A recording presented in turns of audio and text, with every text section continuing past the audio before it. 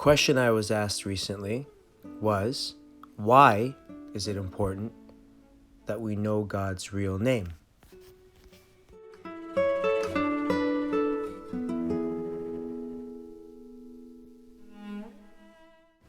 So I spoke to a friend of mine, and here's what she said. I remember when we first read Exodus 3:14 together, and you read it to me in the sort of most accurate translation where for the first time I saw God's real name, Ehyeh ASHUR Ehyeh. And I remember that thinking, wow, like this has been there the whole time, but I never had access to it. I didn't know. And I felt in my heart, wow, I'd been calling out the wrong name. I'd been calling out all these years to the wrong God. And this feeling came over me, and there was this newfound desire to want to know more about ASHUR Ehyeh, and to know him in a new way. And knowing his name was only the beginning. And that's just it. It's words. Words are powerful.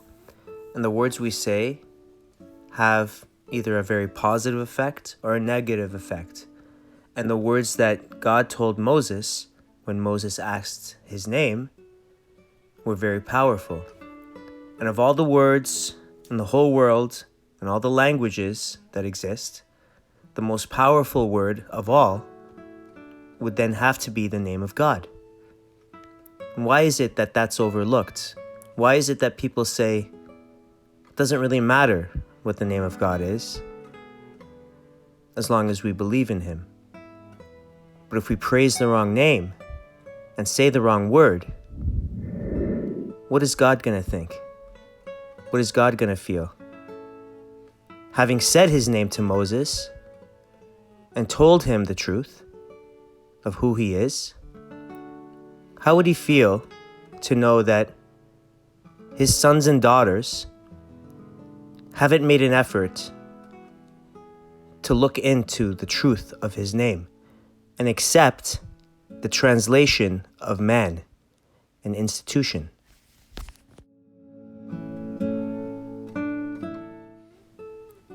In my search to take my relationship with God to a different level, I feel like it has to start with his name.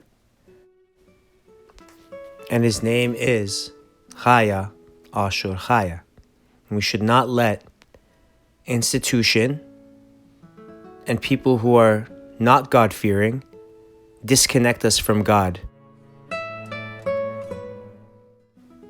by making light of the importance of knowing his real name. Ehyeh ASHUR Ehyeh.